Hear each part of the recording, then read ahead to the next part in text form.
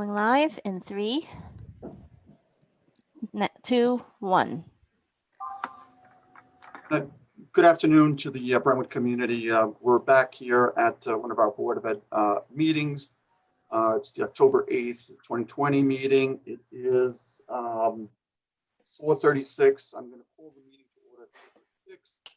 And just a note, we are going to be accepting questions sent to the district clerk all the way up until 6 p.m. There is an address, I think, that is going to be put in front of the screen on the, in front of the, oh yes, there it is. So Kathy Hoey's can you hold it up, address, I think her email address is posted there. I believe you can see it. Thank you so much, Kathy, and her wonderful assistant for doing that. So any questions that you might still have, please send them forward to District Clerk Kathy Hoey. With that being said, we have a pretty full agenda. So I'm going to please ask for a motion to convene general session. Robert, can you say that in Spanish too? Oh, yes. It could be after the motion, but just so people Buenas tardes a la comunidad de Brentwood. De parte de la Junta de Educación y los administradores, le damos una bienvenida muy fuerte y estamos pidiendo al público que tenga alguna pregunta, que por favor envíen su pregunta a la dirección, al correo electrónico del distrito. La señora se llama Kathy Hoey, ella es la secretaria de la Junta y vamos a aceptar esas preguntas hasta las 6 de la tarde. He's going to show that again. Kathy understood everything I said in Spanish. Esta es la dirección, sí. Esta es la dirección donde se pueden enviar algunas preguntas, si tienen alguna, para esta noche. Entonces nosotros vamos a volver tal vez como a las 6:15, y en ese momento pues tal vez podemos contestarle algunas de las preguntas que tengan. Así que sí vamos a estar aceptando preguntas hasta las 6 de la tarde esta noche. Muchísimas gracias. Nosotros nos vamos a ver hasta las 6 para hacer esa contesta. Mientras tanto, vamos a seguir con lo que es abriendo nuestra reunión y nos vemos tal vez como a las 6:15 o las 6:30. Again, I need a motion to convene general session at 4:39 p.m. Motion made by Trustee Burgos. Could I have a second, please? Second. Second by Trustee Safiri. All in favor? Aye. 7 opposed. Abstentions. So I am going to now need a motion to recess general session and convene exec session at 4:39 for the purpose of matters leading to the appointment of a particular person, seeking legal advice from the board's attorney. Mr. Lochner, I saw there's an item on your exec agenda. Should we also include pending 3020A charges? Yes, potential disciplinary charges. Matters leading to the discipline of a particular person. Okay, so I need a motion for that, please. Motion. Motion by Trustee Gonzalez Prescott. Could I have a second, please? Second. Trustee Safiri. All in favor? Aye. Opposed? Abstentions? So moved. So to the general public, it is really our goal to get back out here around 6:15. Take a couple of minutes. We do have a lot on our agenda, and we hope to see you then. Thank you so much. And again, as mentioned, questions will be entertained all the way up until about 6 p.m.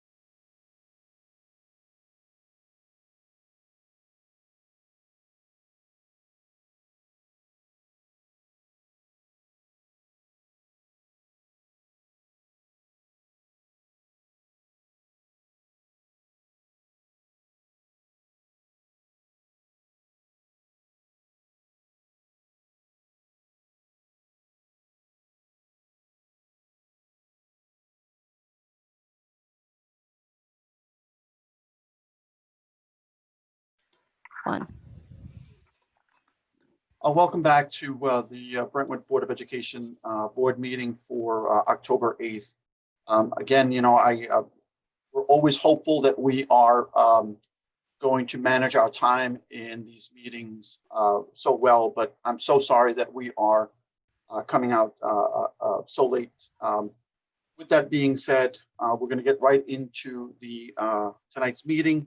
I am going to ask that everybody please stand for the pledge to the flag. I pledge allegiance to the To the flag flag of the United States of America, and to the to the republic republic which stands which it stands, one nation, one under nation, God, under God, indivisible, indivisible, with with liberty and justice for all.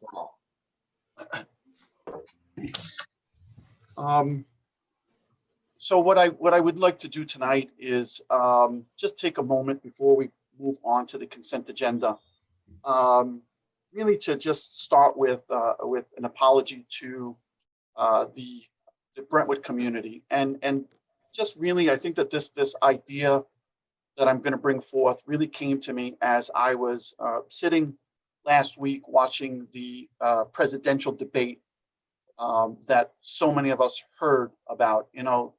I don't think that served anybody well, any of the candidates. I don't think that it served this country well.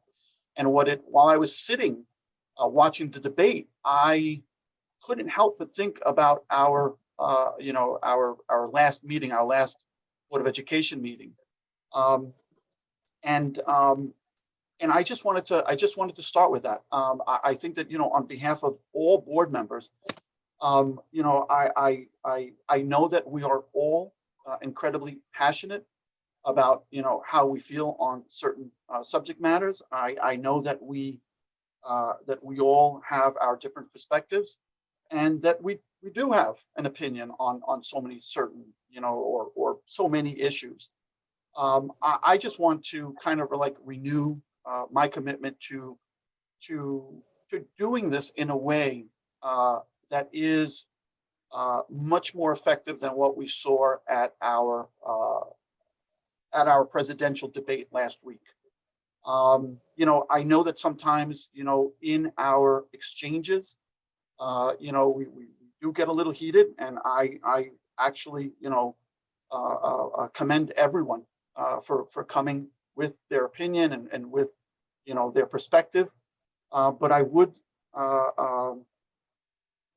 like to make sure that we did just maintain a certain decorum when we are having these debates. I promise you that you're never going to walk away without saying everything that is on your mind.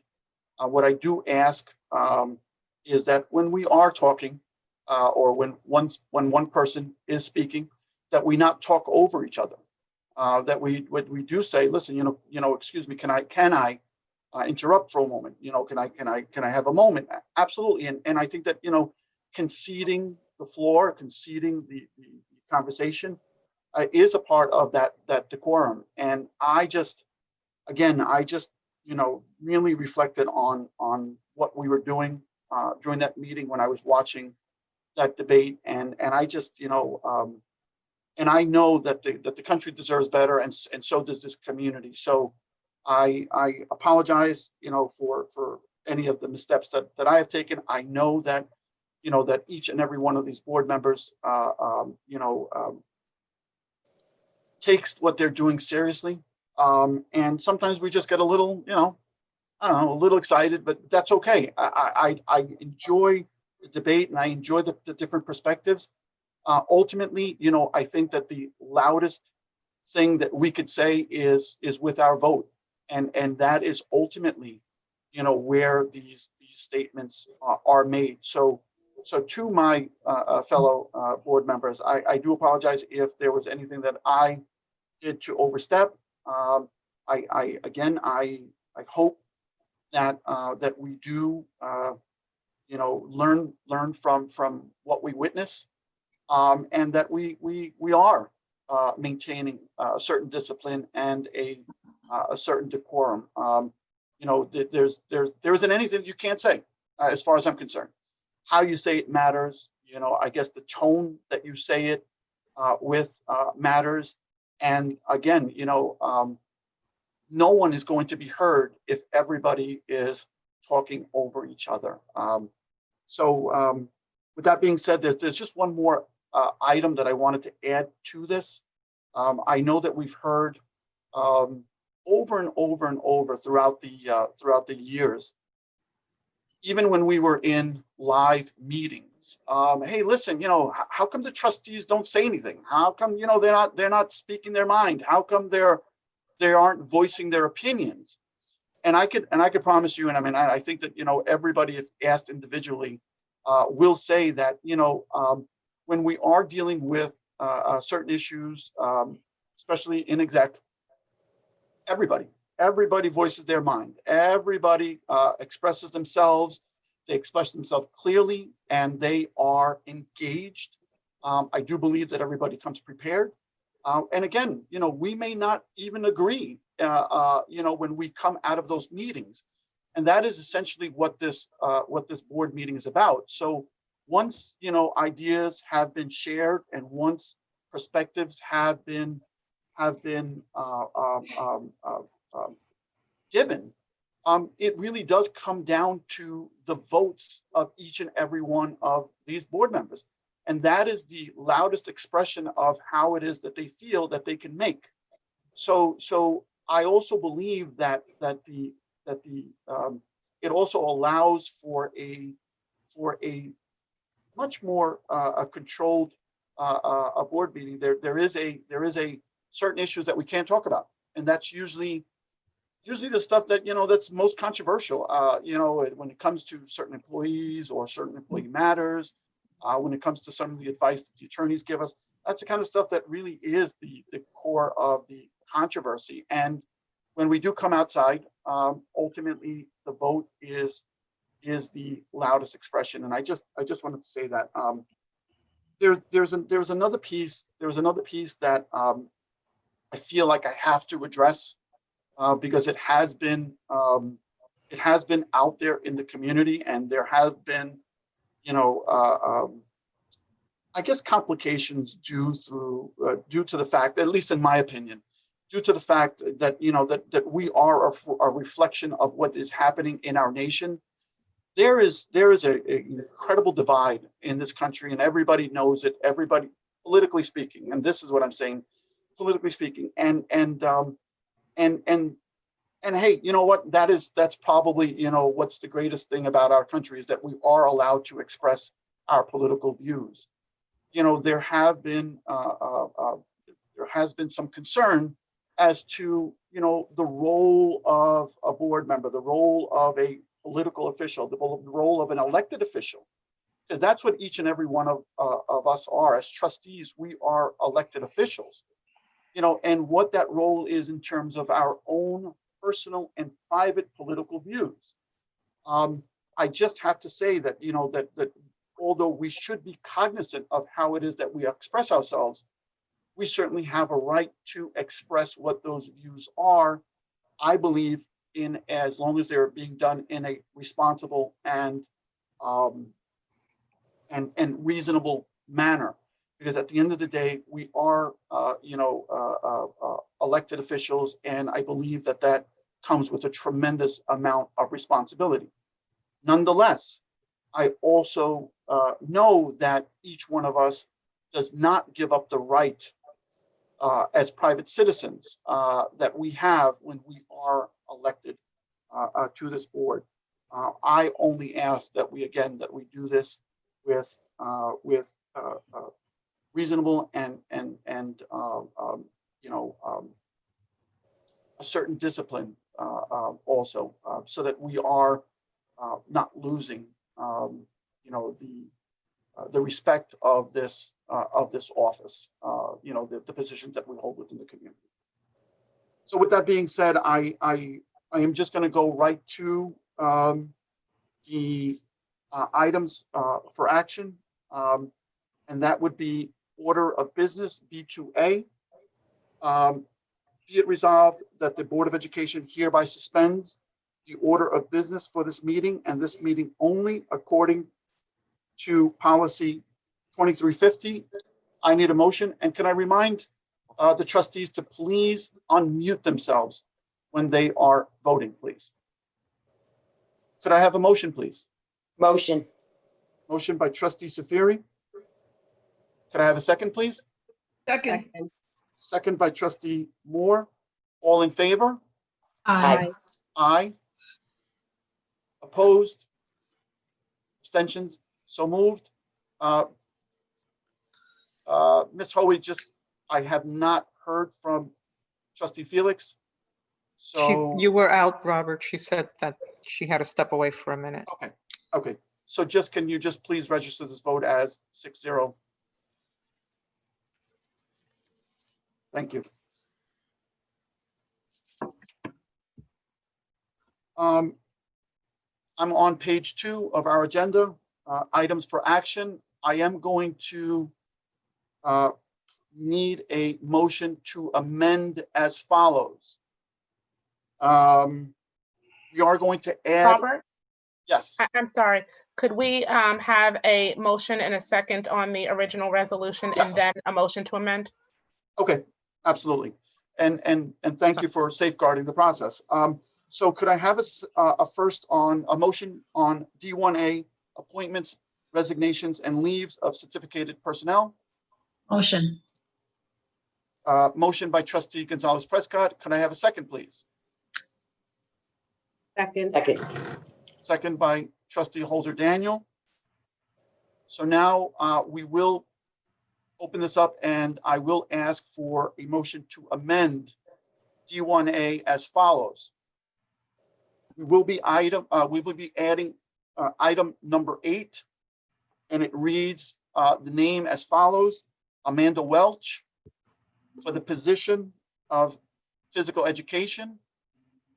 Certification status would be initial. Start end dates would be 9/19/2020.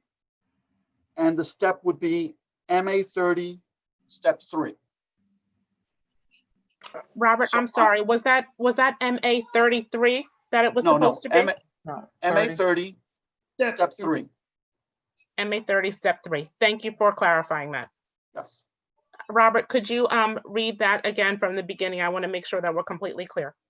absolutely. So we will be asking for a motion. I'm going to be asking for a motion to amend as follows. That would be item number 8, where it currently says remove. The name there would be Amanda Welch. The position would be physical education. The certification status would read initial. The start date would be September 19th of 2020. And the step would be the last column, which says step, it would be MA 30, step 3. Any Robert, questions? Yes, can you just spell the last name? Sure. Last name is spelled W-E-L-C-H. Thank you. Okay, so I need a motion to amend. Motion. Motion by trustee Gonzalez Prescott. Could I have a second, please? Second. Second by trustee Moore. All in favor? Aye. Opposed? Abstentions? So moved. So now we're going to go back and vote on the item D1A as amended. Candace, Ms. Gomez, do we have to do anything else beyond that? You have a first and second, so you're prepared to vote on the motion at this point. Okay, so we have a first and a second. Could, all in favor? Aye. Aye. Opposed? Abstentions? Oh, I'm sorry. Let me go back and so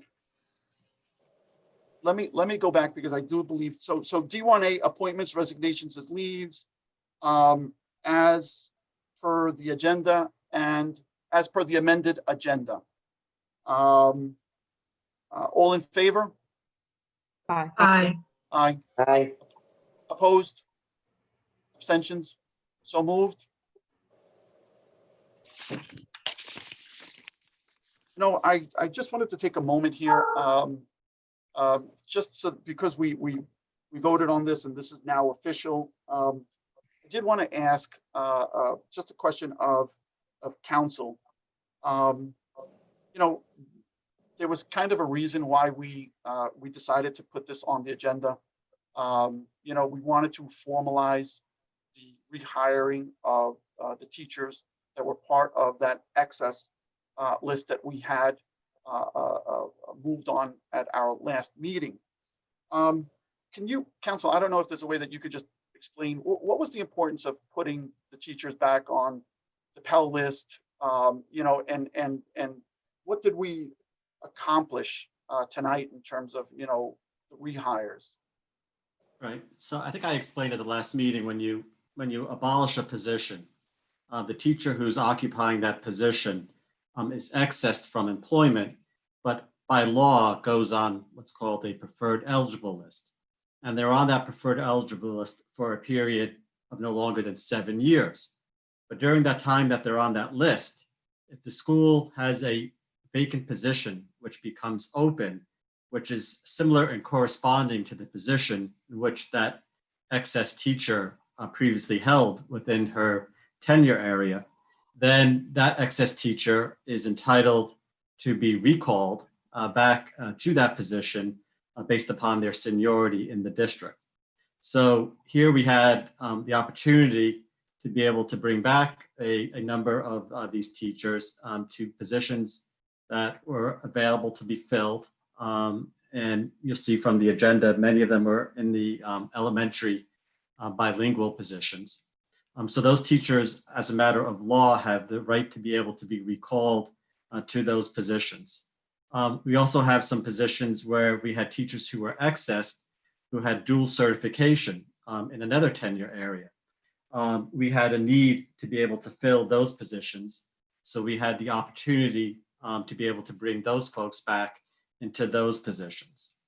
And then we have teachers who we don't have current vacancies for. They still remain on the preferred eligible list, but we do have the need to be able to fill permanent substitute positions. So we again have the opportunity to be able to at least offer those positions to those folks who are still on the preferred eligible list.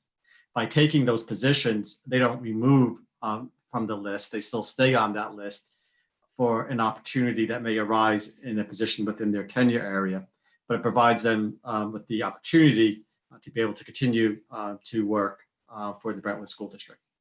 You know what, and I do apologize because I did ask you this question last week. Last time that we met, the reason why I did want to ask it of you again was because I believe that now that there is an action being taken, the explanation is much easier to digest and comprehend. You know, we were able to hire back some of these teachers, and I know that you explained it. I understood it as you explained it, but I'm not sure if everyone does understand how it was that we were able to hire back some of these teachers as special ed teachers. Can you just go over? I understand the dual certification, and I understand that it is, you know, that they were elementary school teachers that had a dual certification as special ed teachers. Can you just, can you just spend a little bit more time on that? Well, they have, you know, there's two tenure areas. There's the elementary tenure area and the special ed tenure area. So while they were working in elementary, they are qualified to also work in special ed. So there was, again, 3 vacancies arose within the special ed tenure area. So these are folks who are qualified to be able to teach in those positions. Again, you know, the district goes through its normal hiring practices, you know, interviews, postings, but there was the opportunity, there was a determination that was made by administration to be able to fill these positions with folks who have the requisite qualifications and happen to be on the preferred eligible list. Okay, and I know I just the reason why I'm asking you is because I know that the board had spent some time with you and administration talking about this approach in terms of even how we handled the accessing of positions, hoping that it would result in, in filling vacancies that the district have, and thus, minimizing the impact on the individual staff members. And I hope that the community is able to see that, that we are sensitive to the individual needs, even when we are making these incredibly difficult decisions. Mr. Lotion, I counted during the week, Mr. Lotion, I asked you for the breakdown in terms of how many teachers we were able to I guess reappoint or repurpose. I don't know, what category we're able to. I have a number. Do you have that number? I have at least 11. I don't know if that number is right because I never followed up with you, Mr. Lotion. Do you know what that number is? When you're referring to the 11, Mr. Feliciano, you mean that we've hired 12. back from the excess list? Yeah, as a matter of fact, I'm going to add one more because we did just amend D1A to add Ms. Welch. So I'm going to say 12. Is that a fair number? Yeah, it looks like that is the correct number. And then the, some of the others that we did hire back as permanent subs, we per diem last time and now permanent subs this time. So that's correct. Yes. And you know what? And you did make mention of that. Can you tell us why we did the per diem? I mean, there was no, and I'm going to answer it. We asked you the question. Why did we do the per diem? It's because we didn't go through the proper process, and we did want to allow for some time for that to happen. That's more of a statement than anything, Mr. Lochner. Right. No, that's correct. We did want to abide by 9240, the policy, obviously regarding hiring.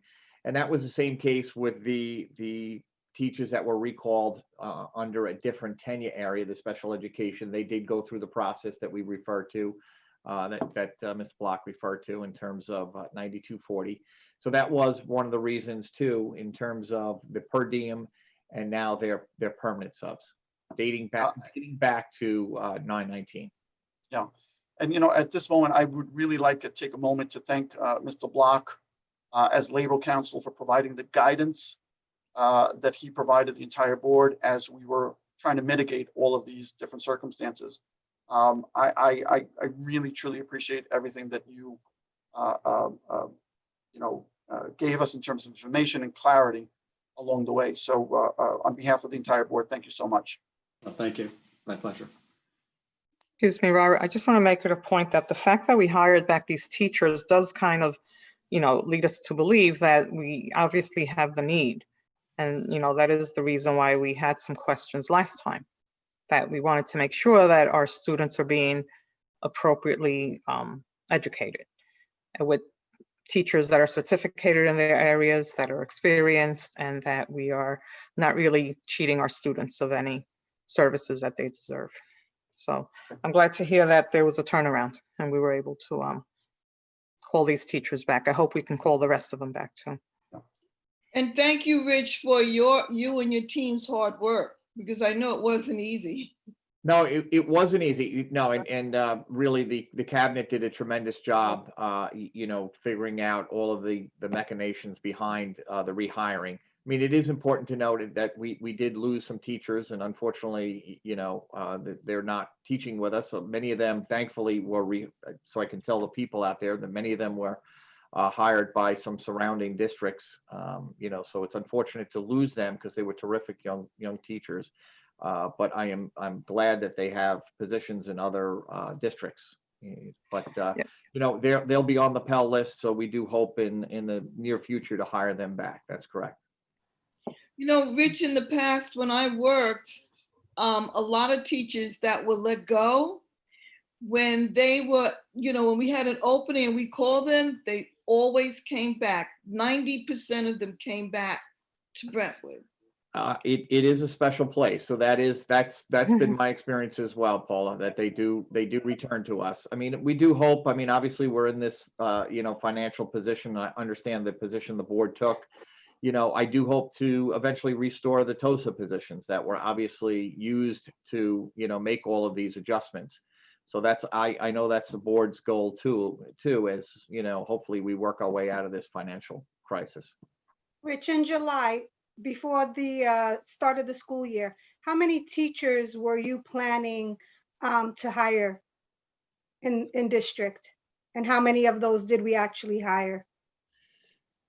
Well, that's a great question. I mean, it's probably, we had a number of teachers retire. I mean, I think we might have mentioned that last time. We had a number of teachers that retired or resigned, and that was around 71. And then we did some quite a few movements in the district. July and August, we actually moved some positions around. So it was probably in the 20s that we had hoped to hire back, probably about 20 to 25. So we're a little short there, obviously, but again, that's because of the financial position we're in. But it was probably in the mid-20s that we hope to hire back. Thank you. And we did lose some teachers that were scheduled to be hired that were already kind of committed, and then we couldn't hire them. Right. Yeah. Unfortunately, because of, again, the movement, between these positions, they were not rehired. Again, some of them we hired as permanent subs. Some I'm hoping, we're able to secure a position in another district. Yeah. So, the teachers that are on our current list that are being terminated as permanent subs are some of those teachers. Right. Just so, they might have served a week or two or maybe less. Right. And then we'll right. let go. Yeah, I mean, I think it's important to note that we have, to Paula's point before about, how teachers love to come back. I mean, we've had the teachers over the last couple of weeks have done a tremendous job. There hasn't been a lot of movement that was caused because of some of the changes that we made early in the school year. And I tell you what, it's really quite impressive. This Amanda Welsh that we put on the agenda this evening was just an example of how hard she worked for us for the first few weeks of school, despite being kind of unsure as to her position. And there's a ton of other teachers. All of these teachers that we're mentioning this evening really were moved around. Some of these special ed teachers that we hired this evening, they were in one class in the beginning of the week, the beginning of the school year, and moved to another. And by all accounts, they're doing exceptional work over there. So it really does speak volumes to the type of teacher we hire. So that's something to be very proud of. Rich, at this time, I don't know if it's the right time. Can I speak about the tour that we took to the middle school, the elementary school? Certainly. Because I'm going to make it a goal to visit all of our schools. We hear about the hybrid learning and there are issues here and there, but I took a tour of a middle school and 2 elementary schools. Because I was concerned about how this whole hybrid learning was going to affect our children, if the children were engaged, how the teachers were working with this technology. And I have to tell you, and Rich, you can attest to it, I was blown away by what I saw in some of the classrooms. And I was almost on a natural high when I left the middle school. Then when I went to the elementary school, I think we visit just about every classroom. The students were engaged, I could look on the screen and I could see them. They waved to me, said good morning, and they were really engaged. And even they were chatting. The teachers were excited. What I've heard from teachers is that they love it. There aren't really many, problems with children not doing what they're supposed to do. They wore their masks, and it was just a couple of teachers said they don't even go home with headaches anymore. And some of the kids are loving it. So as I said, I didn't visit every school. I hope to do that, Rich, and I'll let you know. But you really need some other board members, please visit the schools and see what our wonderful teachers are doing. And our students are just fabulous. I've been at the schools. It's incredible. Oh, I yes. go almost every day to a school. Yes. Yeah. So I can definitely, yeah, it's very impressive. Yeah. Thank you. And there will be problems, but I see that the teachers are getting into their groove, the students are getting into the groove, and there will absolutely be problems. This is all new to everyone. Right, But right. I think Brentwood is making a great start. Thank you, Ms. Moore. I appreciate that very much. Rich, I have a question. The teachers that are on here that were regular teachers that are now permanent subs, are we going to hire them back as permanent teachers? Because Yeah. it's not fair. Yes. It's not fair. They're getting paid like a substitute when they went to college for all these years, and they've been in a classroom for some of them years, and we're treating them like they're just nothing. No. I'm sorry. Right, is that directed towards me, Ms. Safiri? Yeah, well, to everybody. They Okay, think well, about it is, it, you know, but, it's just not right. Right.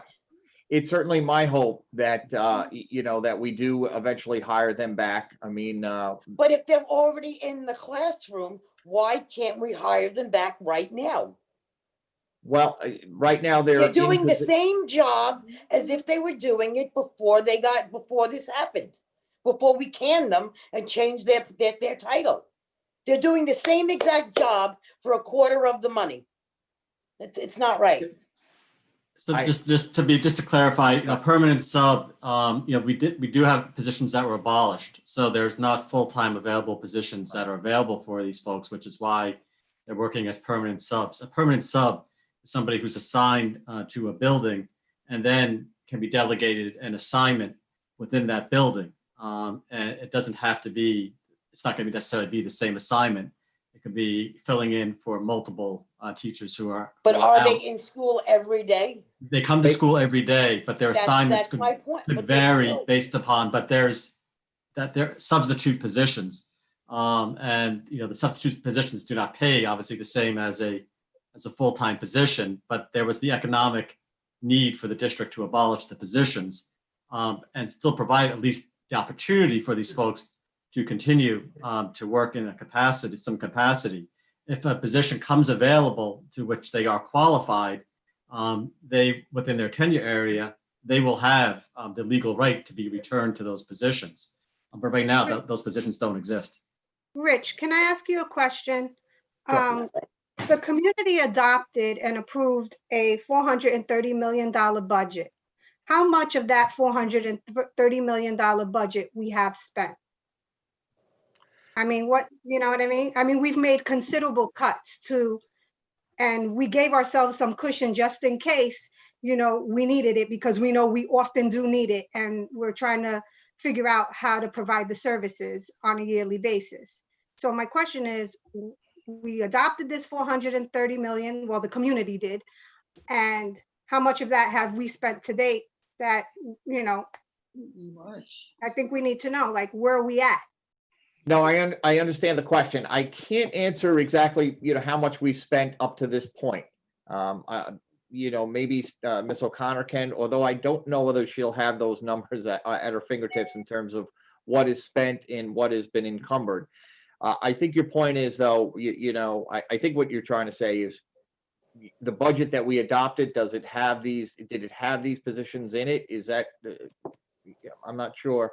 Well, I know, I guess I'm being ambiguous, but we know that all the positions that we had originally planned for were part of the 2020, 2021 school year budget. We Exactly. have tightened our belts Right. exponentially. So that means we're not spending $430 million of the approved budget. So my question is, I want to know what's the number we've spent to date out of that $430 million. Right. Okay. I mean, in terms of the What's number that, surplus? What do we have as surplus right now? sure, I understand. I don't know if I can give you those numbers. I'm not sure if Ms. O'Connor can as well, but I will tell you that, our goal is obviously not to spend the $430 million, because we will have to use part of this year's budget, we'll have to roll that into next year's budget. I think we probably explained that a couple of times. I mean, I'm certainly willing to do that again, but to your point is that we will not spend the $430 million because we will need that in the next year's budget. So we will spend far less than that. And that is actually our hope, because we did have to take money from last year's budget and roll it into this year's budget. So it kind of is an effect that is a year in and year out. And that's something that we have to watch very closely, because we really do need to save some money in order to be solvent next year. Has Monica Martinez gotten in touch with you? I've spoken to Miss Martinez, Senator Martinez, a number of times. Yes, yeah. I think the board knows that Senator Martinez and legislator Phil Ramos, terrific people. They've worked very hard for us. They are committed. I have spoken to them about the governor's budget. They are committed to doing all they can to make sure that the cuts are not going to take effect in November. I think Ms. Feliciano, mentioned that the last time. Obviously, the November cuts are a potential. They said they're going to, fight that tooth and nail, and I take them at their word. They've done a tremendous job for us up to this point. So I do hope our November payment is what was promised to us. Right. Yeah, they're saying that the possibility that we can get more next year. I mean, we have to hope, but it's a There is possibility. that hope. Yes. Yeah. I think, Just I think another we'll- point for this year. I'm sorry. What's that? Stacy? Stacy, we couldn't hear you. I'm sorry. We couldn't hear you, Stacy. Okay, just another point for this year in terms of the budget. We've tightened our belt. I think we're doing a great job, but we also have to keep in mind the tremendous expenditures that we're experiencing this year to open school, for the PPE, for the computers. So Yep. we have some very unusual expenditures this year as well that we're facing. Oh. Stacy, can you give us the amount that it costs for all of this COVID related expenses? PPEs for, I think it's for RNs. I'm not sure about the custodians and everything that's related to it. And because that's important too. I'm just curious as to how much extra we're going to need for that. With the computers in there, I had started running a list, and I'm not saying that that's up to date right now, but I know it topped $5 million. And it could potentially be more now. I'd have to look at what else we ordered since then. Was that part of the budget, is 2020-2021 budget? That was not part of the budget, Maria. Oh, okay. These were expenses that obviously, because of the virus, the budget was obviously adopted in May, and these things began to hit much, much later than that.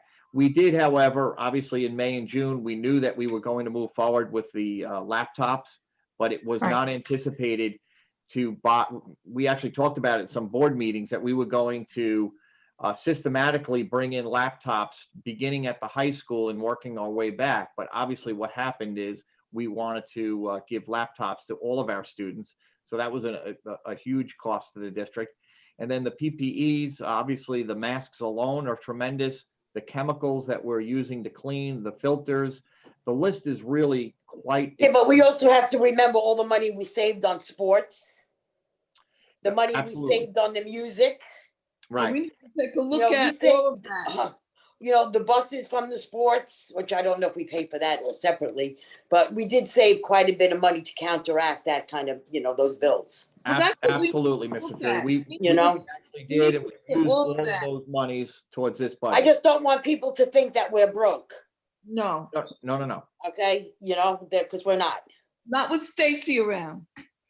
Exactly, but we're not broke. Just the community needs to know that. Rich, I had heard something about the governor was going to sign a billionaire's tax. Now, how would that affect us? Because the tax year runs from January 1 to December 31st. We didn't finish this agenda. How does that work how would we get the money from any of that? And would it be enough for all of the school districts on Long Island and all of the other municipalities? Because I just didn't quite understand that. Yeah, he actually, it hasn't been passed into law yet. The legislature, obviously, they're speaking about the extreme millionaires tax and the billionaires tax. And that money, I think, would go towards the state budget. And then the state budget, obviously, he'd push that out to, municipalities, he'd push it out to school districts. But that actually hasn't been passed into law yet.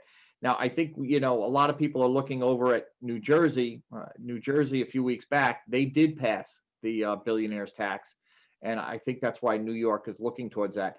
But it would just obviously raise the tax income for the revenue, rather, for the state. And then I think he would just, disperse that throughout his budget. Okay. Yeah, I just have two things. One thing, I'm encouraged to know that the projection for November is that we will be solid, that we're not going to see losses. And I think we are certain at the last meeting that if that's the case, that we will call some of these teachers back.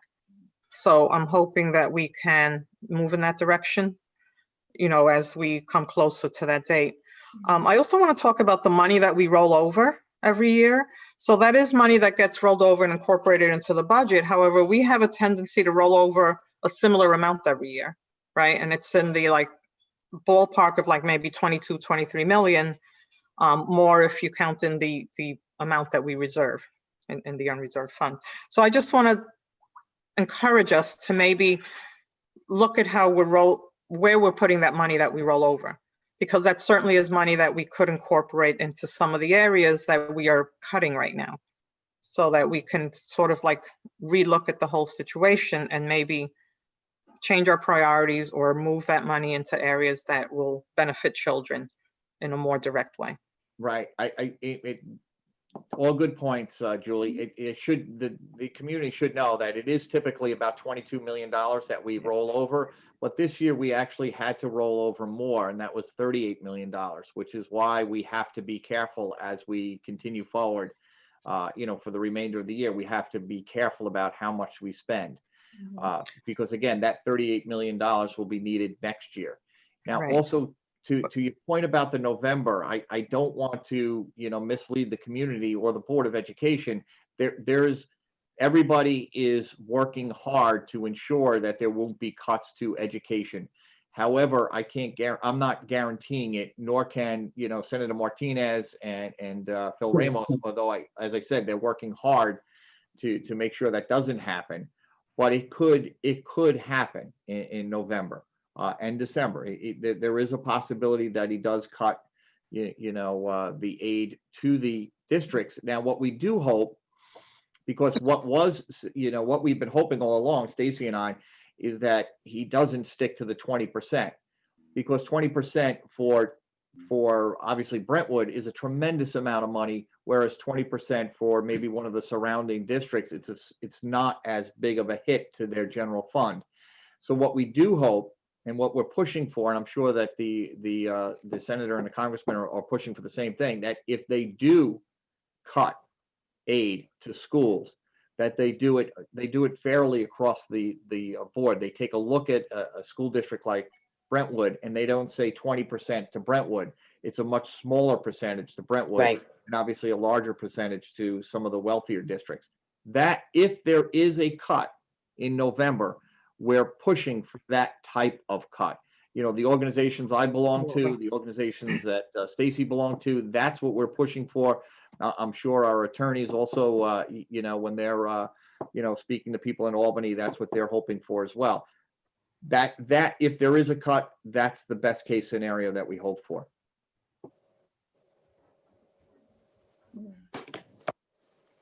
All right, I have one more question I want to ask you.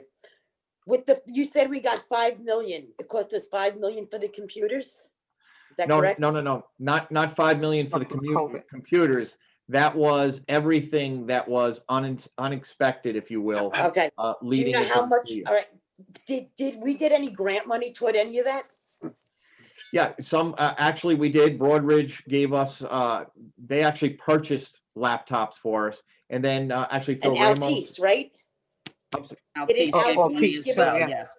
Okay. Altice did too. Altice also Right. gave us some grant money. Phil Ramos gave us some grant money. We have received some grant money towards the computers, but that $5 million that Ms. O'Connor referenced, that's actually out of our general fund. That's I mean, in as a addition- board, we never sent any thank yous to these people for giving us what they gave us. Well, we do as a district though. Okay. We send thank you letters. No, I'd like to also myself, you know? That's actually a wonderful sentiment. We You know, can- that's the way I work, but yeah, I'd like to know if you could send it to me.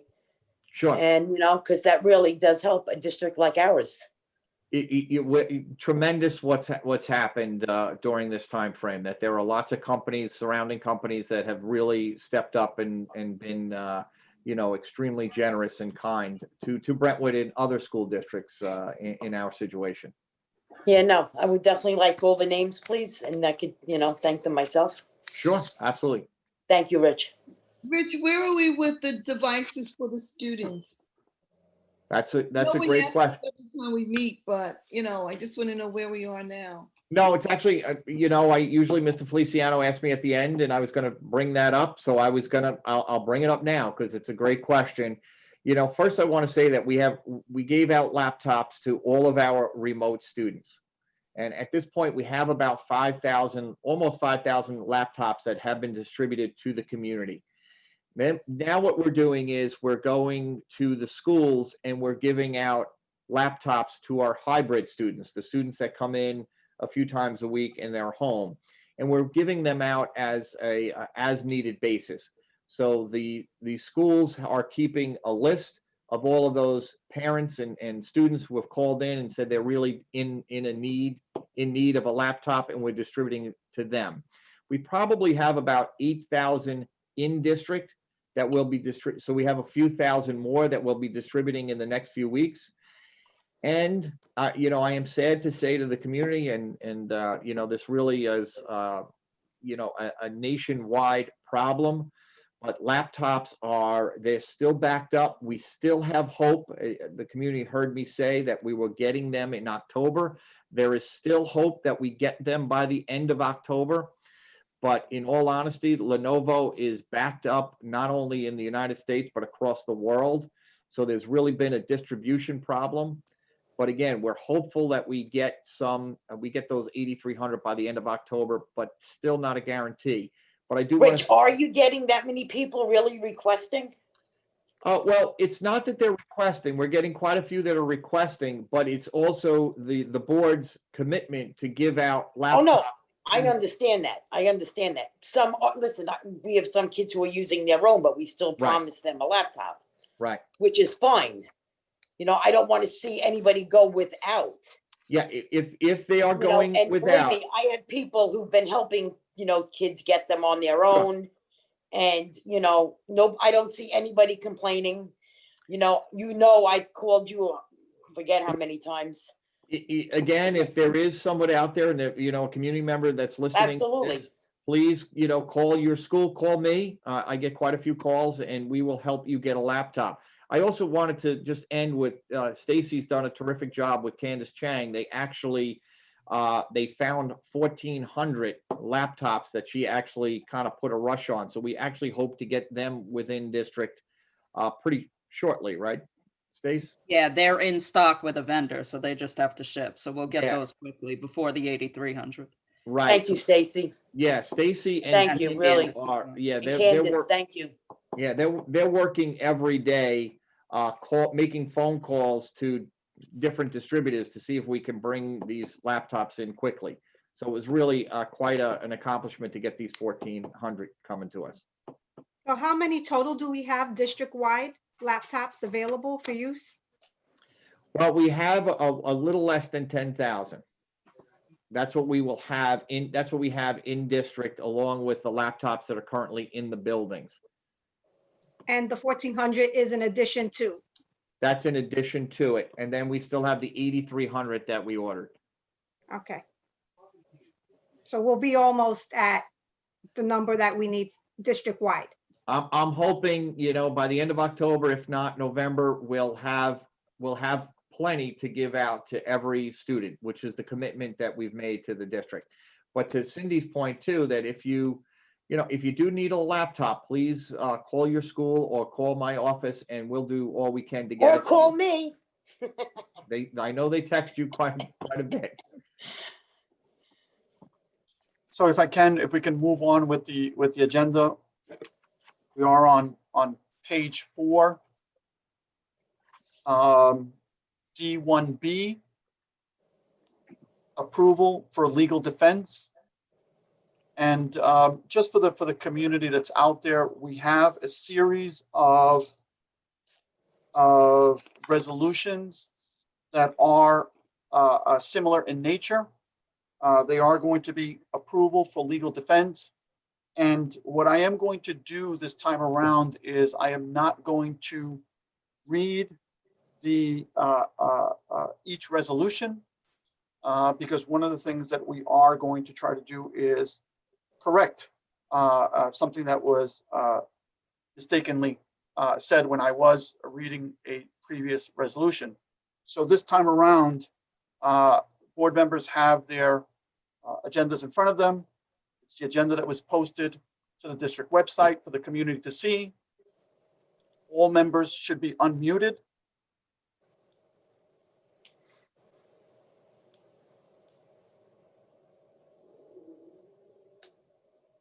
Julie, Okay. I did. All members should be unmuted. And at this point, page 4, D1B, approval for legal defense as proposed on the agenda. Could I have a motion? Motion.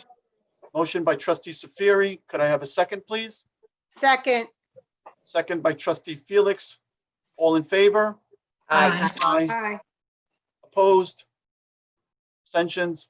So moved, 7-0-0. D1C. Page 4, again, approval for legal defense as proposed on the agenda. I need a motion. Motion. Motion by trustee Burgos. I need a second. Second. Second by trustee Holder Daniel. All in favor? Aye. Aye. Opposed? Abstentions? So moved, 7-0-0. D1D, approval for legal defense as proposed on the agenda. I need a motion. Motion.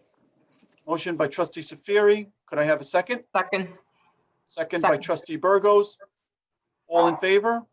Aye. Aye. Opposed? Abstentions? So moved, 7-0-0.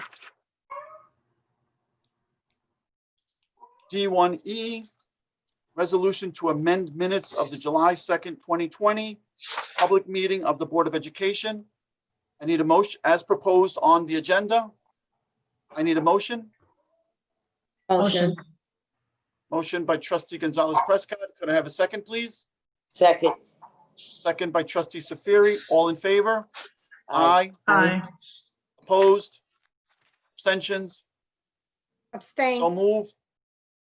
I'm sorry, what was that? I Trustee Phil- abstain. Trustee Felix abstains. Is this Mr. correct? Feliciano, can we please Yes. have a roll call vote?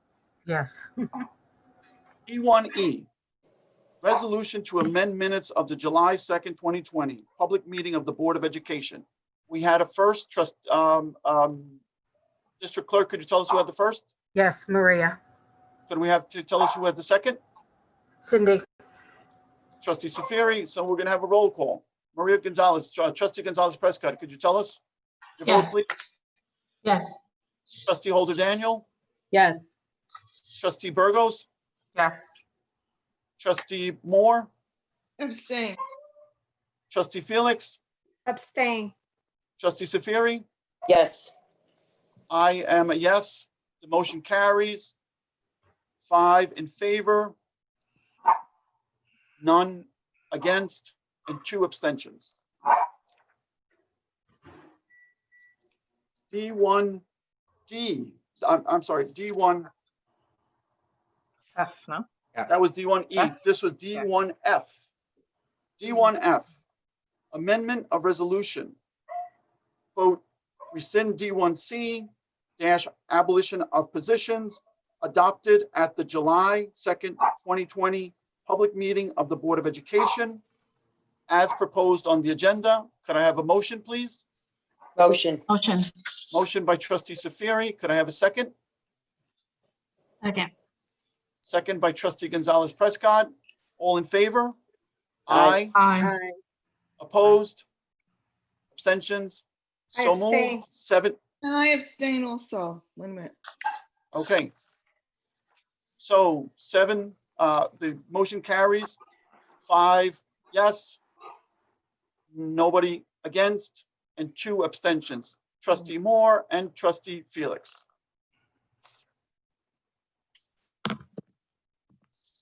So we are now on D1G, special counsel appointment. As proposed on the agenda. Actually, I'm going to read this one. D1G, special counsel appointment. Resolved that the Board of Education hereby appoints Regina M. Caffarella, Esquire, as special counsel at the rate of $245 per hour to conduct an investigation pursuant to board policy 0-100 and 0-100R in response to a complaint dated September 8th, 2020, which was previously reviewed by the members of the Board of Education. Could I have a motion, please? Motion. Motion by trustee Felix. Could I have a second? Second. Second by trustee Safiri. All in favor? Aye. Aye. Trustee Daniel, can you turn on your microphone, please? All in favor? Aye. Aye. Opposed? Abstentions? So moved, 7-0-0. That concludes our agenda for tonight. Council, did everything go well? All right, good. All right, so at this point we're going to have a question, and I think it was one question. Mr. I have a Lochner, question. or Mr. Lochner, or actually Ms. O'Connor. How are we dealing with custodial call-outs in terms of the sanitizing the buildings? What is the district doing about call-outs? We have part-time custodians that will send to the schools that need additional help, or will extend hours of existing guys in the building and girls. And I mean, I've just, because I'm familiar with the process, that's something that has been in place for years. I mean, that's the way we usually hand out short staff at any particular building. Yeah, that's correct. Nothing's changed with that. Okay. So if I can take a moment now just to ask Mr. Lochner. Mr. Lochner, at our last meeting, I did ask about when it was that you would estimate that we would have cameras and microphones in all of the classrooms. I know that was a tremendous task that we took on as a district, and IT department has absolutely been wonderful.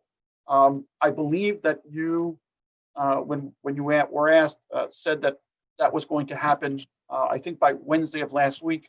Were you able to meet the goal of that date?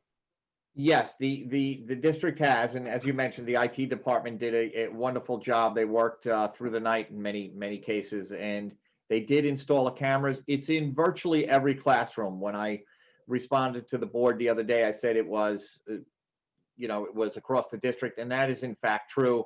However, there are still isolated classrooms only because in some buildings we weren't aware that certain rooms needed cameras.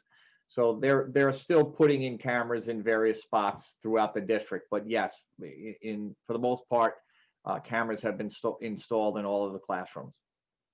That's great. I know that was a bit of a difficult piece, because I know that affected the way students were learning. It was impacted the way teachers were able to provide their lessons. But at this point, we could safely say that that almost everything has been installed. Yeah, I mean, well, in terms of the cameras, I mean, it's important to note, I don't want to, again, ever mislead the community that, they were installed. There's obviously still some training that has to go into effect. Many of the teachers obviously are working with the cameras, still others, they're getting up to speed with it. And then there are, with any time you install new hardware, there's some, technical difficulties. So although we have cameras in most of the classrooms, as I just said, that doesn't necessarily mean they're all working. So there are sporadically, some problems that the techs are still working on. But for the most part, yes, they're in. And I have to say that the teachers and the students, the community really are working together, which is really, really wonderful to see that that the community, the students, and the teachers are patiently, although with much anxiety and angst, and it's not easy. It's all new to everyone. I've been so impressed with the teachers because they are working really, they are putting a tremendous amount of time and effort because this is brand new technology to them, brand new way to teach. And I have to say that the staff is incredible. They're working through all of the difficulties. Not one day goes by that there's not a little curveball that's thrown at a teacher in a classroom, but they are handling it. The students at home, I think, are doing a fabulous job logging in and interacting with their teachers. And there are many, we have lots of remote classes, fully remote classes, and they're going extremely well. I think Miss Moore was in a couple of them. That is where a teacher is teaching students who are remote. So they may actually have 25 or 30 remote students, and a teacher, that's really, that's really going extremely well. We're very pleased with that, but we're still working out kinks. And I don't want to tell a community that everything is perfect. It's not. I don't think it's perfect anywhere, but we are really determined to continue pushing forward. And as I said, I'm incredibly impressed with the teachers and the administrators, how they're working through all of the problems, all of the newness, to this whole thing. And I'm convinced we'll get there. And I want to thank the community as a whole for their patience, because I know that they're also experiencing some technical difficulties at home. We have many students that are, still working off their cell phones. And I know that that's not an easy thing. And I think they're doing a terrific job. The Parent Square has been a great addition to the district. And I know that the teachers are communicating with families, via Parent Square. And I think that's wonderful. And I hope that continues. I think it will. So there's lots of positives going on, but there's lots of work still to be done. And I'm proud to be a part of a district that is determined to get it right. And that's what's, I want to thank everybody who's doing that. The teachers, the administrators, central administration, and also our IT department led by Candace Chang, doing a tremendous job. They're working every single day to try to improve it.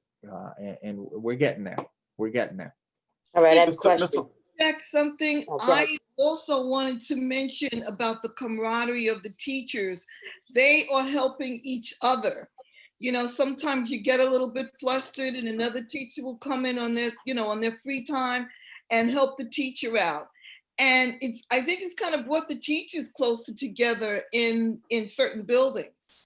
Yeah, well, it's like battle conditions, and Yes. you have as you do, and we've noticed that as well, Paula, that teachers are really working together. Obviously, you have more that are you have lots of teachers who are incredibly tech savvy, and they're very generous with their expertise. I've seen teachers on a daily basis helping one another out.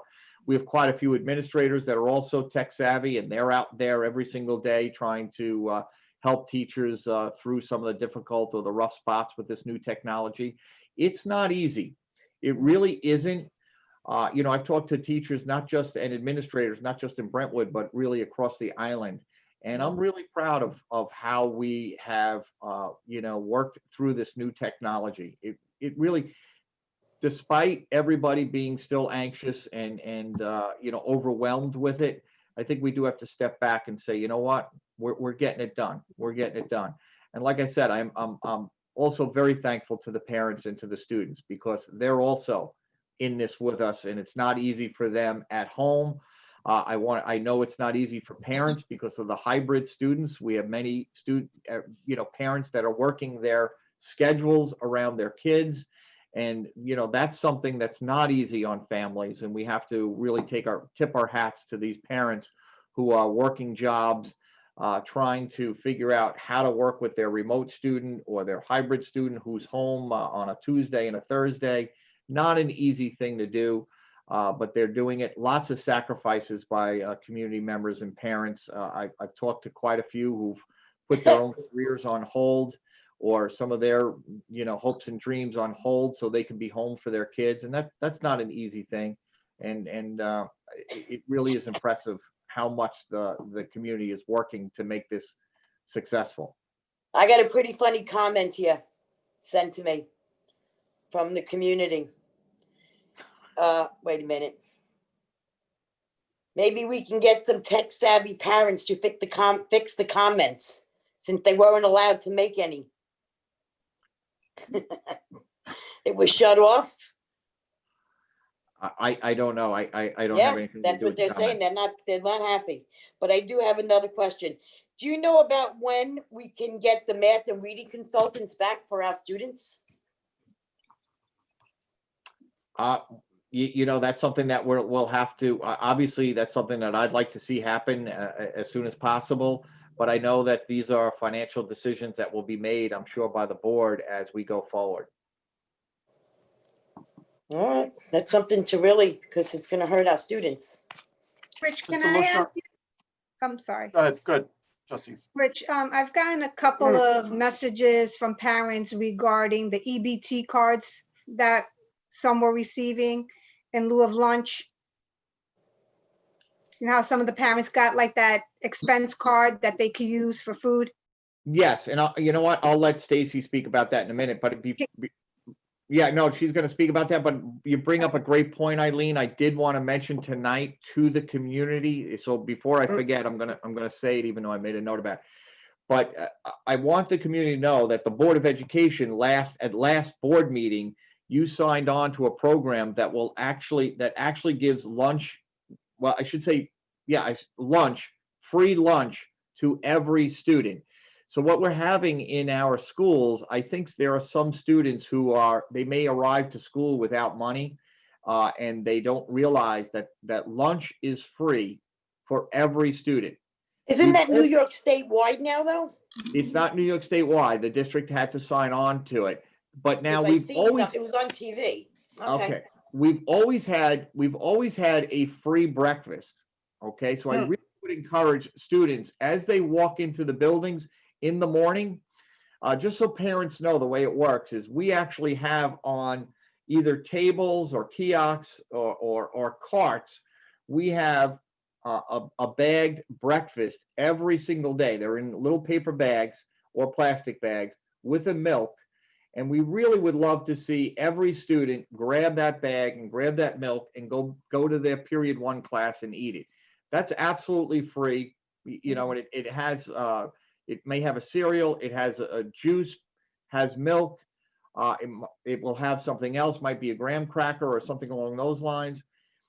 And then lunch, we really do encourage students, if they haven't bought their lunch, obviously from home, but if they haven't, we give out lunch to every single student. We really do encourage them during the, their lunch period to go up, get the lunch, bring it back to their desk or, possibly to their classrooms, wherever they're eating, and enjoy that free lunch. Again, it'll be some milk, a juice, and obviously a nice meal. And that's free to every single student. Okay. And then the EBT cards, I know Miss O'Connor is familiar with the EBT card. She can speak about that. Yeah, we could just clarify, how do parents qualify for it? Who gets it? How they're supposed to spend it? Sure. That would be helpful to the community. Sure. It was a program that the state offered. It actually goes back to the spring closing of school, although they're just getting the card now. They qualified by being on free and reduced lunch program within the school district. Anybody who was directly certified, meaning they get food stamps, the SNAP, or, you know, any of those type programs, would have, the state already had that information and sent the cards out to them. They probably got them a little bit sooner than the people getting now. So the others that didn't directly certify, we had to send that information to the state so they could send the cards to the people. I believe for the spring, it was $420 per student in every family. It's just like any other EBT card. It's pandemic EBT card. Basically, that's what it's called. They can go to a grocery store and pick out any of the items that would qualify for that card. So it's like any other EBT card. You know, they could spend it in that fashion. It wasn't really for our district in lieu of giving lunch though, or breakfast, because we still serve the community. So it was in addition to, for us, other districts that maybe didn't serve as many as we did, you could say that they were kind of in lieu of, but our district, you know, they have both, you know. And who would, I'm sorry, Stacy, and who would not qualify for it? Who would not qualify? Anybody who's on paid lunch. Okay, so you didn't meet This the, goes back to last year. Eileen, I actually have the paperwork on it. So I'll show it to you. I'll give it to you. I should I'll send it to you. tell too, I just explained about the free breakfast and lunch, but it still is important for for a variety of reasons that the families still fill out the application for free and reduced lunch. That's extremely important to the district and to the families that they fill that out. and it's all now electronic, right? It's on our website. It's no longer a paper application. I think the paper application is on our website, but they can fax it print it in, out. mail it in, or drop it off at the administration building or their school. Okay. Yeah, they're just going to print it out, Eileen, but they still have to fill it out and bring the paper copy in. And usually the cafeterias are collecting that for quite some time. So we really need the kids to bring that into school. But I also wanted to just mention something else about the grab and go program. I've heard from many parents, you know, over the last few weeks that it's a tough time of the day. It's at 11:30 to 12:30, and at all of our schools, a family can run up, grab a lunch for a student who might be remote or on hybrid and just not in school. They can grab a breakfast and a lunch. And that's available at all of the schools at 11:30 to 12:30. However, I know it's difficult, you know, for some parents to get up there, and some students, they might actually be in class. Obviously, that's not their lunch period. That's so they're what the having a parents were difficult time. saying. Yeah, we recognize that, and we really wanted to see what the first few weeks looked like. So Stacy, along with Carol Ann, who you know, runs the food service program, they're actually looking at adjusting, or not. We're going to keep that same time, 11:30 to 12:30, but we're going to add an additional time. I'm not prepared to say it tonight, although Stacy and I were talking about it. There might be still some adjustments. But we will make a lunch and a breakfast available to students at a different time. It won't be just 11:30 to 12:30. We're committed to doing that. So these parents who can't get there during the day will have an opportunity later in the day to pick up lunch and breakfast. Right, Stacey? Well, sorry. Yes, we'll have an announcement, I guess, next week as to when that is. But just, I think Cindy brought something up earlier that didn't they extend the free lunch to everybody? What the state recently opted into is to go back to what they did in the spring, the summer feeding program, that Right. type pattern. No, So but I this- know like Smithtown gives all their kids free food now. Somebody, I don't know, all these districts I know were given the free breakfast and lunch.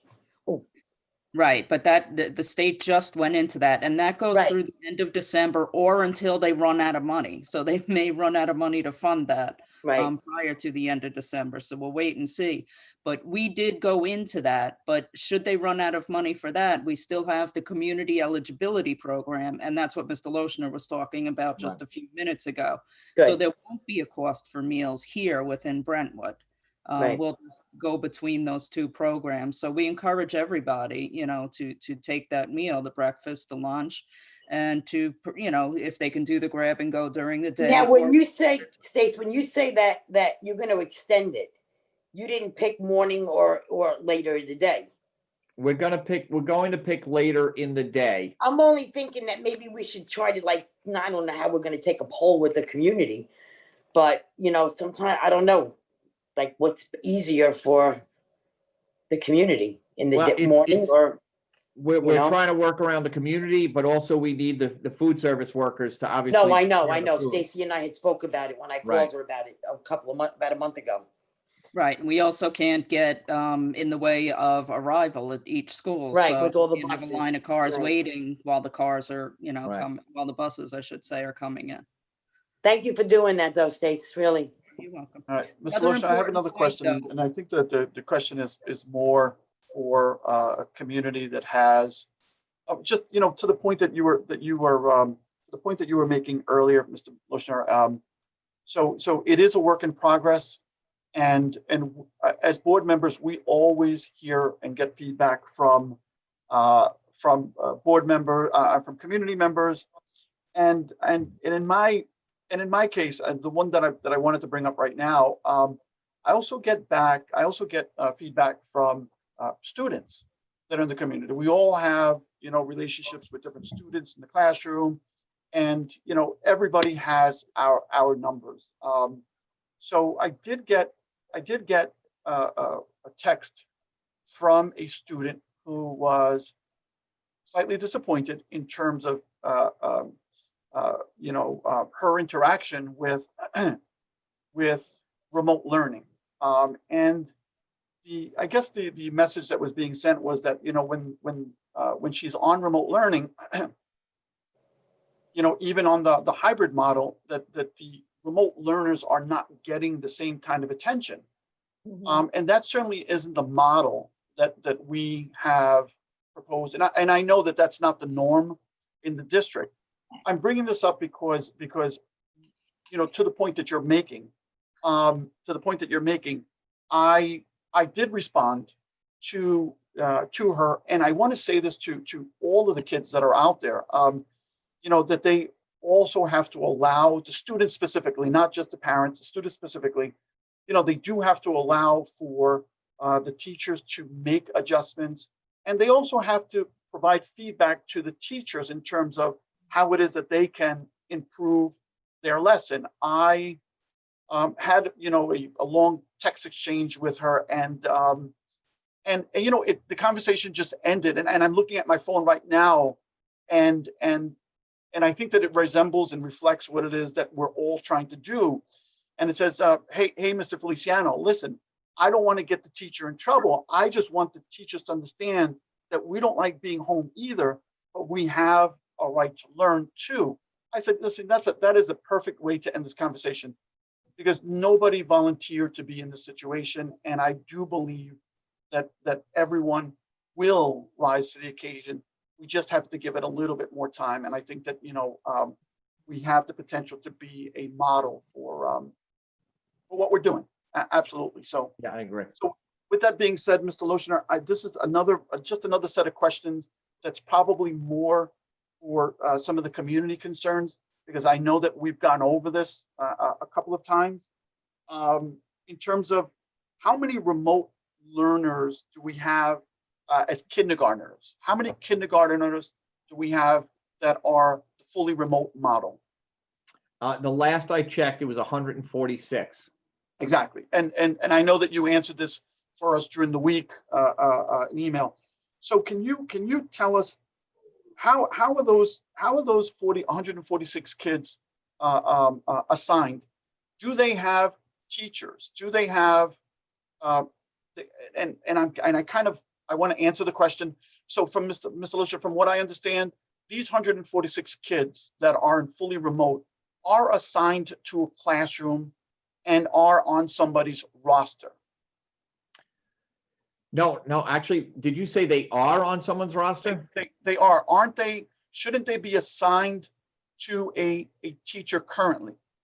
No, they're actually not assigned to a teacher currently, because obviously that would put the teacher over the limit, the contractual limit, because teachers currently in the kindergarten centers are actually teaching 2 sessions, one in the morning and one in the afternoon, And that obviously is, for the most part, that's meeting their class load. No, these 146 students, what we did do for them, and we kept them enrolled in the district, because theoretically, if you're not going to kindergarten, you're actually not enrolled in the district at that point. We didn't want that to happen. So they're still enrolled in the district, and they get to enjoy all of the benefits, which are obviously the online programs. That's really one of the reasons we did that. We do post, we post videos and we post curriculum on a Friday for the parents who keep the kids home on remote to work on that to the following week. And I encourage every single parent who has a remote kindergarten to log on, because they really are it's fabulous stuff. It's on our website. But no, they're not assigned to a particular teacher. So I understood that. Well, I mean, and maybe it was just that's part of the questions that I think that I was probably trying to get to, is that I thought that they were assigned to teachers, and that's why we kept them enrolled in a part of our student population. Yeah, no, they're not assigned to a specific teacher. Okay. Yeah. Okay, and that's absolutely new to me. So then I guess the question is then, and where I was leading is, there's a good chance that we may have to go remote at some point in the future. What is the plan for remote learning for those kindergartners who are in that kind of AM PM hybrid model? Yeah, it's going to be much the same way, obviously, in the spring, that they're going to probably distribute their packets. They'll still be, now they can communicate with the families via Parent Square. I'm sure that they're also going over Teams, at the kindergarten level. However, the direct instruction, that is the teacher on camera synchronously teaching the remote kindergartens, we're not prepared to do that just yet. I have a question. I'm sorry. Are you done, Robert? If I could just finish the train of thought. So Mr. Lochner, the kindergarten teachers, do they have the cameras? I understood that they did have cameras, not all of them, cameras and microphones in their classrooms. Is that the case? No, they actually, I don't believe they all have the cameras and microphones. I'd have to double check that, though. Only because they're not doing a remote class. They're not. Yep. They're doing half the class in the morning and half the class in the afternoon, but they're not required, obviously, like grades 1 through 12, where they're teaching simultaneously to another set of students at home. Mr. Lochner, I know we talked about this, at a couple of our meetings in the past. This idea, the thought around how it was that we were going to provide kindergarten to the community. That was a long debate that we had. It wasn't even a debate, to tell you the truth. I think that everybody was in agreement when the idea was proposed on how it is that we could handle this. I think that it was you in the cabinet who came to us and said, listen, this is what we need to have happen. Kindergartners need to come in because of the socialization, because of the discipline, because of all of those other things that go along with kindergarten class. We decided to go with 5 days a week because of the importance of bringing these children into school every single day. Can you speak a little bit about that, Mr. Lochner, in terms of why that is so important for that particular age group? Well, how actually, that decision was made? Yeah, well, I mean, actually, you kind of touched on a couple of the areas, just in your question. And that is, we did feel it was important for kindergartens this is their first experience in a school setting. That is where they're getting their backpacks on, they're getting on the bus, they're traveling to a school, they're getting off, they're now walking to a classroom, they're sitting at a desk. It's in a structured environment where they're getting various subjects. And what we thought was that if we brought them in every other day, that they would lose that continuity. And we all can understand that in the very first time you do something, that continuity and that consistency day in and day out will help them as they progress. And that's why we really thought that kindergarten in particular, they should come in every single day, experience that same experience every day, getting on the bus, getting back on the bus after school, walking into the school, interacting with their teacher, getting their, the introductory lessons in the beginning where they begin to learn their letters, they're reading, they're working on math skills, and they're getting that reinforced every single day. Our fear was that if we kept the social distancing, but we expanded the classes to accommodate the social distancing, but brought them in every other day, we really felt that those kids, we would kind of be going backwards. If we brought them in on a Monday and then possibly again on a Thursday, they'd regress by the time they got to that Thursday. So the feeling was every single day we should bring the kids in. And the only way to accomplish this, and again, meet the health guidelines, the Department of Health guidelines, was this a group in the morning and a group in the afternoon. So, Mr. Lochner, I mean, can I also expand on that, and can I also add, and by the way, I think that everybody was in agreement and we all understood what that importance is, so much so that we were even willing to go with a model that was much more expensive. And I believe that I had asked a question during the week of you and Ms. O'Connor, and I believe that I have that answer here. Ms. O'Connor, I don't know if you can just take it out of memory.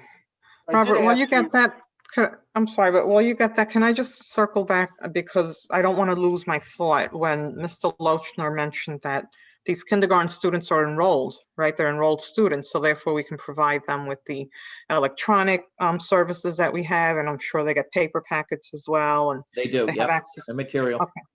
All right, but if they're enrolled, shouldn't they also be entitled to a teacher? I mean, enrolled means that we get funding for those students. I just feel that there's a little bit of an equity issue here, where they're not really getting the same level of education, as the students that are coming in. And, I agree with you, Julie. I agree. When Well, my no, kids went to kindergarten, they learned cursive writing in kindergarten in Brentwood. Now we don't want to teach them nothing. Well, I mean, it's not even that. It's just a matter that, we have these group of students that are enrolled just like all the other students, but they're not really getting the same services. And we've had these discussions, and I know I've raised an issue, about Sure. how they're being evaluated, how are we going to pass them? And I know you're working on them. But I just want us to really think about that, like I'm not fully comfortable with it. So I think, Mr. Feliciano, you're right. We agreed that the everyday half day for kindergartners would be best because of all the reasons that Mr. Lochner expressed. But I don't know that we really came to any conclusions about the remote. It just happened like that's just where it wound up. I'm not sure that this was really thought out well enough. And I'm sure, not to say that you and the cabinet didn't think about this, Mr. Lochner, but just that I think at the end of the day, we're not done with this conversation. We really need to come to some conclusions about how we're going to educate these remote students. No, listen, there's nothing we would like more as a cabinet and as a district. I think it would be terrific to be able to, work with these kids remotely. That obviously would have to, that would require additional staff members, but we would, certainly, I would be agreeable to it. And I know the cabinet would, and I know we would happily enter into that, but. Okay. So I just feel like if we're getting money, I'm sorry to interrupt, but if we're getting money for them, then we should offer them the teaching. I don't think it's fair to the parents who are home. And just to also further clarify, these 146 students are home because they either have medical conditions or their parents, because of COVID, have opted to keep them home, which is within their right.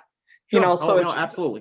It's almost like they're being, somewhat, punished or not getting their fair share because they've made that choice. Which is the point that I was leading towards, in that I think that through the explanation that Mr. Lochner gave, we were trying to do everything that we could to strongly, because of the importance of, this education model that for the kindergartners that we approved, we were trying to do everything that we could to strongly encourage parents to make sure that their kids were able to come into school so that they could have that experience the way Mr. Lochner has explained it. And that's what this conversation is absolutely about. But it's, Robert, I'm sorry.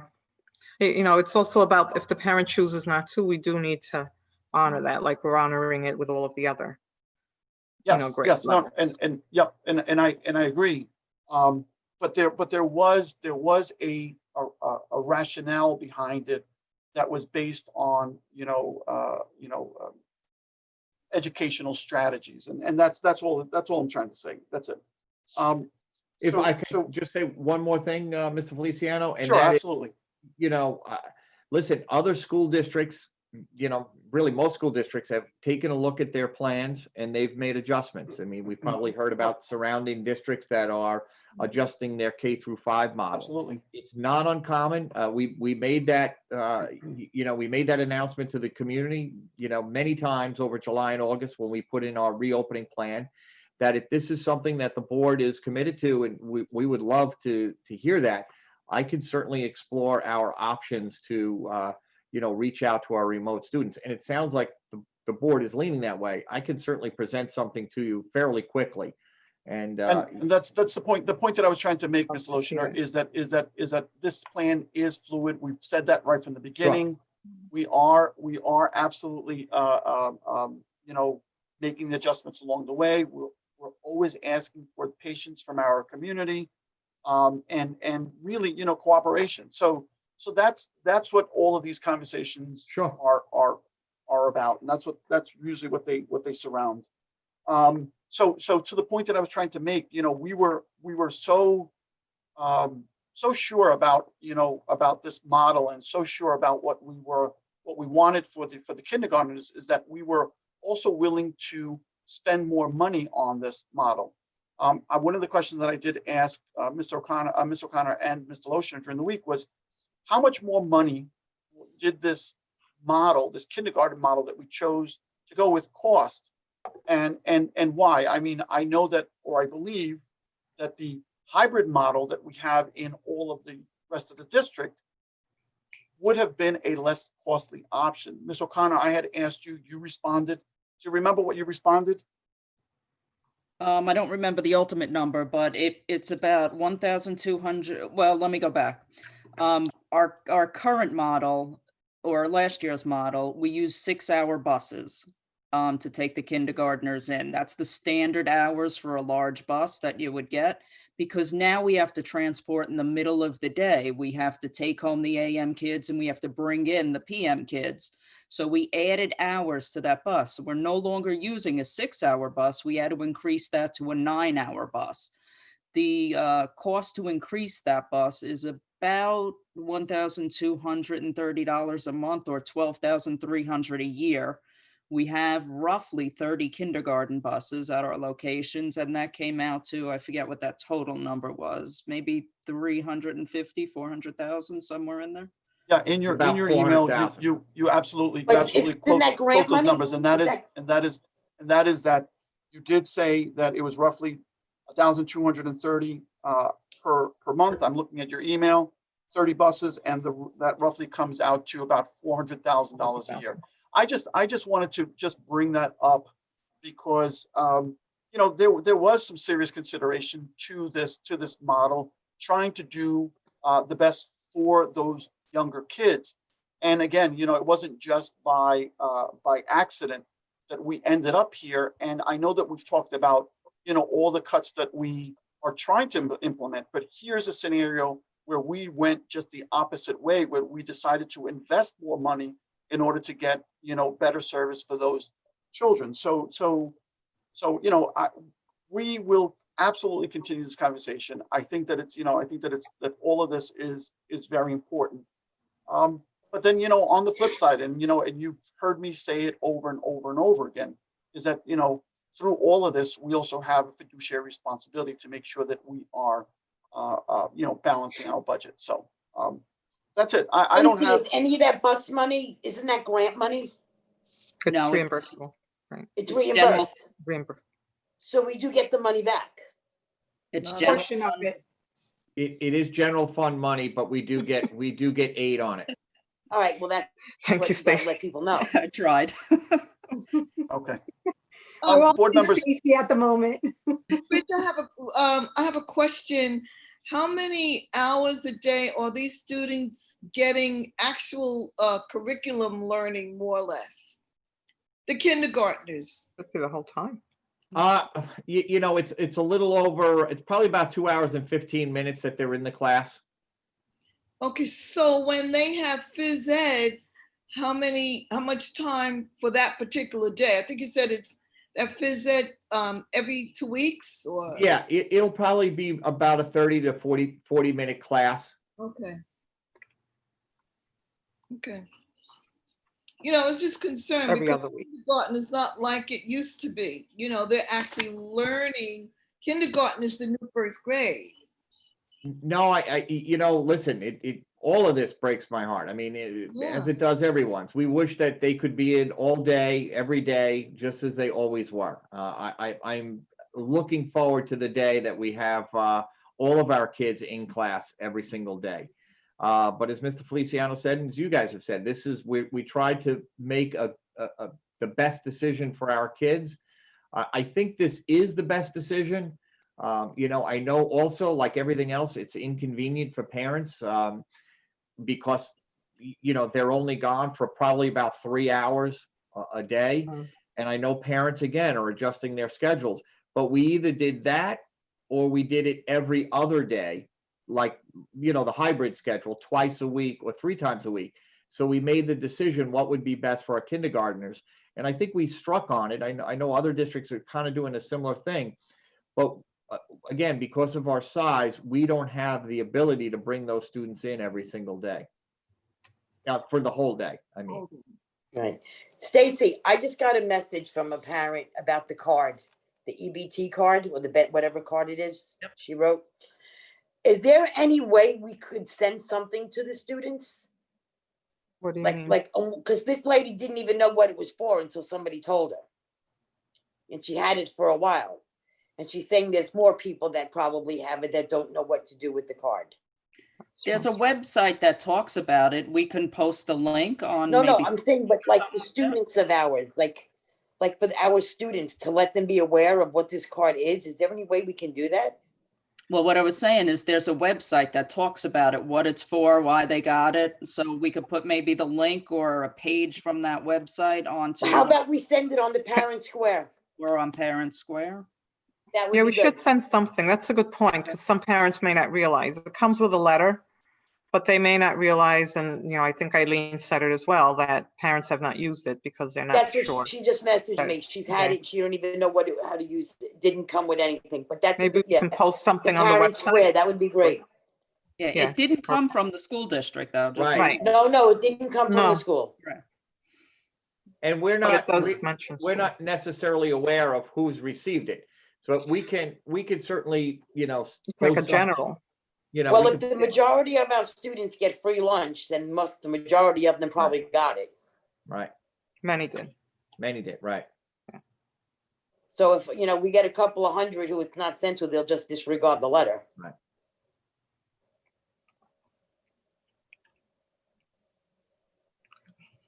Thank you, Stace. any, Yeah. any other questions from board members? All right, Well, but so, the computer's gonna die. I guess, at this point, I am going to thank everybody for their cooperation. And I know that this meeting was certainly different from the one that we had before. And I hope that this is the format and the discipline that we use moving forward, no matter what the topic, no matter how you feel about it. So thank you very much.